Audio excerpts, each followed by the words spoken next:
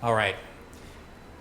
If you answered these questions and said, my treatment approach, my long training in my particular field, my experience as a provider of services over the last 10, 15, 30 years, your diagnostic ability or acumen, then let me tell you, you're not alone.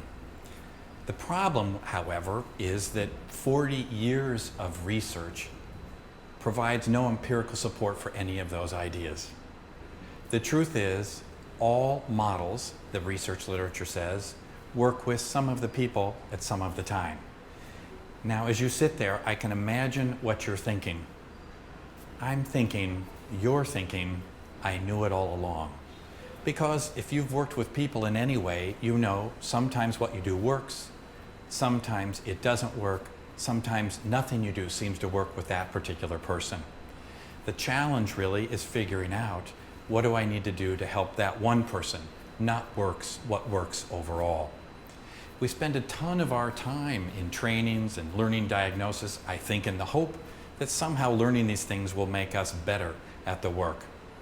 Let me just give you a couple examples from the research literature that underscore this particular point.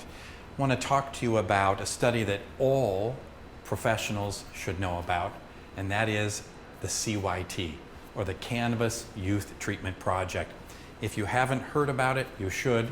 As Carl Rogers used to say, the facts are friendly. Sidle up. The research is actually on the side of practitioners. So this is a fantastic study for a number of reasons. One of the main reasons is it was done with real clients. Isn't it strange I have to point that out? But a ton of studies, despite our having made progress as a field, continue to use clients that really don't look like the people that you're going to meet in your clinical practice. Not so with this particular study. The Cannabis Youth Treatment Project involved 600 adolescent marijuana users. And these kids were purposefully chosen to look like the ones that might cross the threshold of your particular office. They were rated as severe or more severe than adolescents seen in routine clinical practice. How do we know that? Well, they had significant comorbidity, meaning they had more than one problem.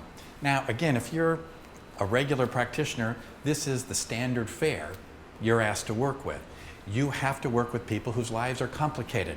You don't get to work with people who have a single unitary problem. Think if you did, you would consider that a vacation. Not so in routine clinical practice. Routine clinical practice means you have to take what walks through the door and do your darndest to see if you can help them.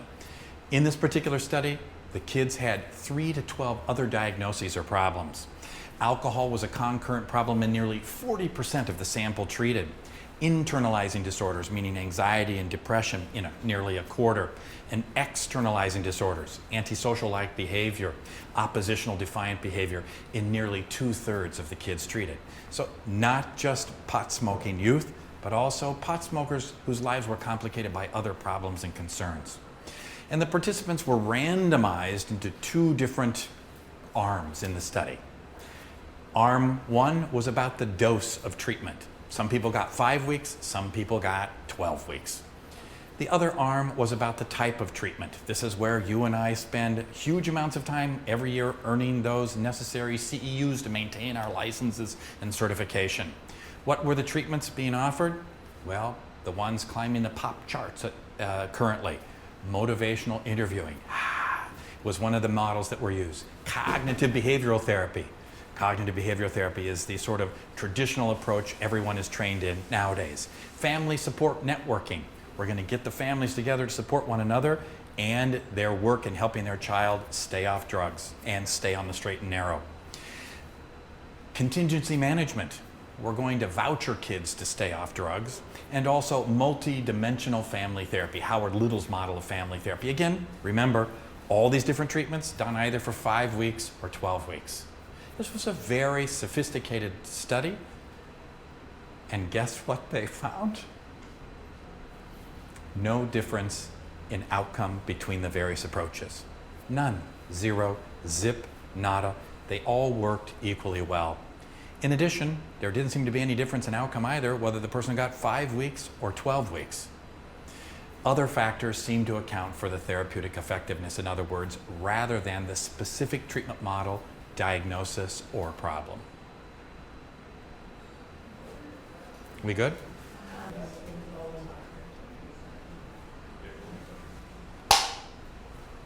All right, I promised you 2 examples, and we could pull from hundreds and hundreds of studies just like these. The second example I'd like to tell you about is Project Match. Have you heard about it?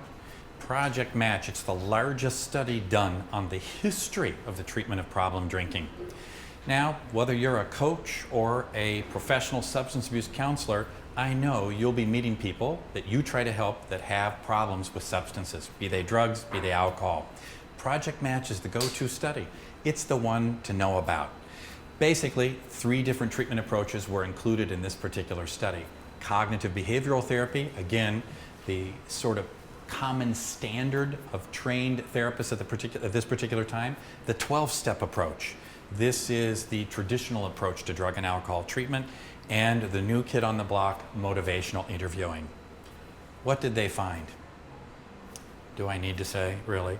No difference in outcome between the various competing approaches. None, 0, zip, nada. They all worked equally well.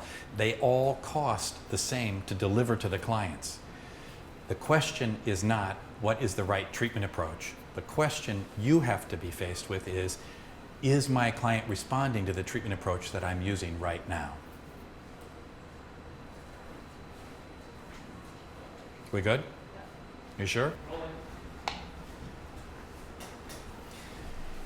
So if it's not our treatment models that make the difference, the question that we started this particular lesson with is, what is it that makes a difference in treatment outcome?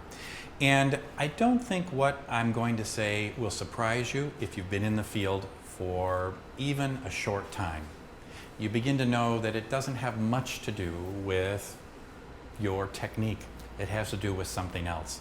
Something that for years I think people have thought is less tangible, but you know nonetheless is very, very real. In both Project Match and the CYT, the Cannabis Youth Treatment Project, the single best predictor of treatment outcome was the alliance. Now this is a fancy word for that relationship that you have with the person that you're trying to help. The relationship stands out as the most effective ingredient in the work that we do. We okay? I'm a little worried about, let me come back to that. Okay, we ready? We still rolling? This isn't a new point, so. How much does Alliance account for in terms of effectiveness? As much as 60% of the outcome of the work that we do is accounted for by the quality of that relationship between you and the person you're trying to help. It's staggering, really. What's even more staggering is how little time is spent training us in relationship. I hate to admit it, but I'm one of those people who thought, you know, I already know about that stuff. I've been having relationships all my life, plus I want to help people. Turns out it's not quite that simple. In addition to the Alliance, there are several other factors that account for the outcomes of the work that we do. The technique that we use is not unimportant. It accounts for about 8% of the outcome. So compared to the relationship that we have, it is a much smaller contributor to the effectiveness of the work that we do. What can you do to improve your technique? You need to be able to structure the session, help the client stay focused and moving forward during the time that you have together. Whether you're doing that by focusing on their thoughts, their feelings, their behavior, matters little. What matters more is that you believe in your particular approach. In fact, your allegiance, your belief in the work that you do accounts for about 30% of the outcome of the treatment that you do. Of course, you have to believe in it, and your client has to believe in it too.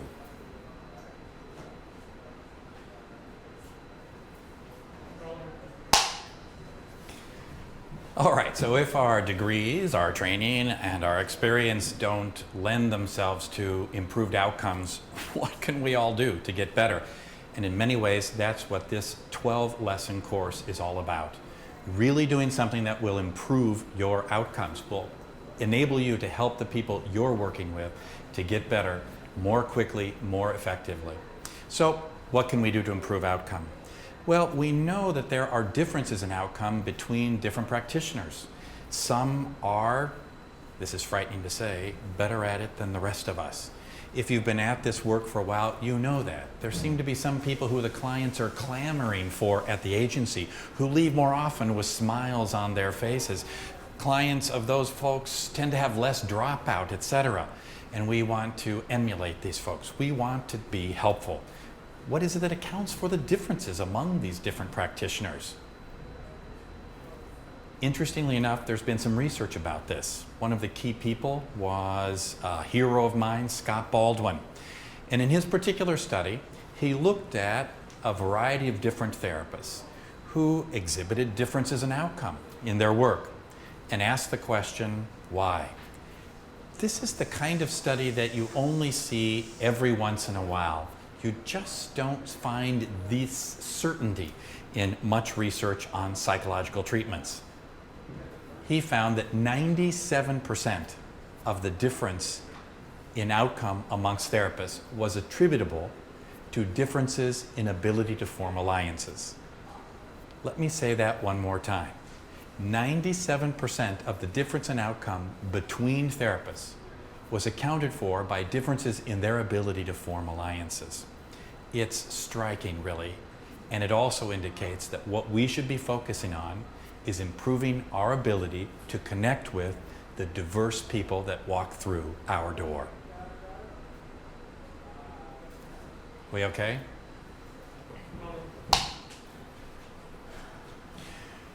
Thankfully, the research literature provides lots of information about what contributes to a good alliance between us and the people that we meet.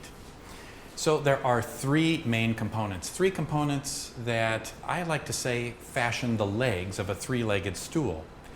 Those legs are, number one, agreement on the goals, meaning, or purpose of the work that we do. Let me start again. All right. Thankfully, the research literature provides ample information about how the alliance works, about what we can do to have better alliances. I like to think of the alliance as a three-legged stool. Three legs each provide a foundation that holds up the stool, that maintains the interaction between the people we work with and us. The first leg in that alliance is mutually and collaboratively determined goals, meaning, or purpose. Let me say that again. You have to collaboratively determine the goals, meaning, or purpose. We have to talk with the clients, ask them what is it that they want from the service that we're providing. The more that the client believes we're working on what they came for, as simplistic as it sounds, the better they rate those alliances. Higher client ratings translate into more consumer engagement, and engagement is one of the best predictors of outcome from the type of work that we all do. Number one, agreement on the goals, meaning, or purpose. Number two is agreement on the means or methods that we use to achieve those goals, that meaning, or that purpose. The meaning or the purpose, by the way, I did not say was equivalent to a treatment plan. Treatment plans, if you're having to fill them out, if you're forced to do that for certification purposes, have no correlation with outcome. Now, I'm not suggesting that you commit anarchy at the agency in which you work.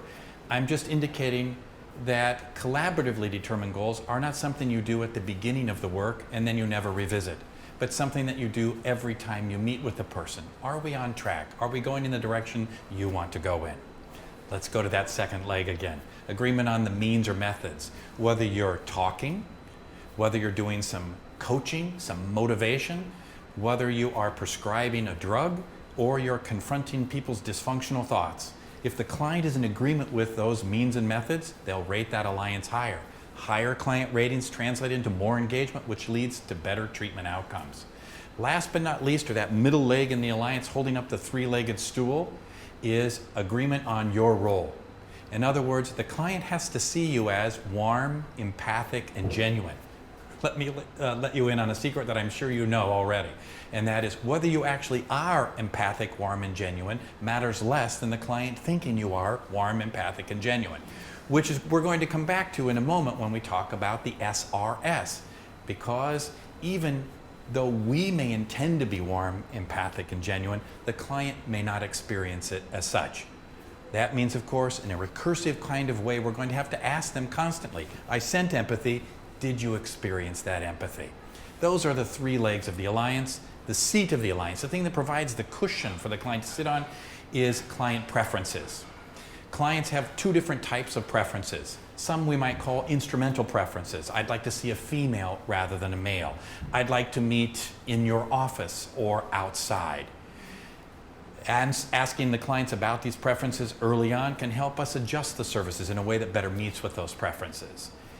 On a different note, clients also have preferences about how they want to be seen or viewed by us.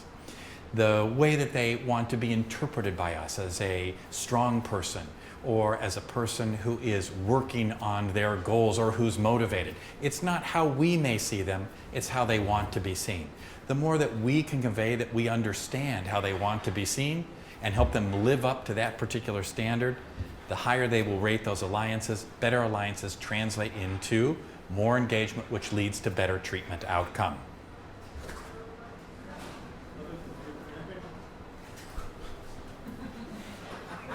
Did this make sense? I think we need to delegate something to say, great! In this particular lesson, we focused on the factors that research indicates accounts for the efficacy of the work that we all do. What are those factors? First and foremost, the alliance. That relationship you have with the person you're trying to help accounts for as much as 60% of the outcome. Number two, allegiance. You have to believe in what you do. If you're feeling burned out, now's the time to take stock and figure out what you need to do to take care of yourself so that you can return to the work restored and believing that you can actually help the people that you're meeting with. Third, technique, the structure. You do have to have some structure. Sometimes when people hear this, they think, we don't have to do anything to structure the work that we do, use any particular technique. Couldn't be further from the truth. It just doesn't matter which technique you use, as long as you believe it and it engages the client that you're working with. Those are the factors that account for the work. Those are the factors that account for the effectiveness of the work that we do. In Lesson 3, what's coming is we're going to translate these factors into skills that you can use with your clients. Just back up a sentence. These are the factors that account for the effectiveness of the work that we do. Here's where we're going. In Lesson 3, we're going to translate these factors into actual skills you can use to enhance and inform the work that you do. This particular package of skills has become known as feedback-informed treatment. It's not a model of therapy per se. It doesn't tell you why clients change. It will simply use the factors associated with change to inform and enhance the work that you do.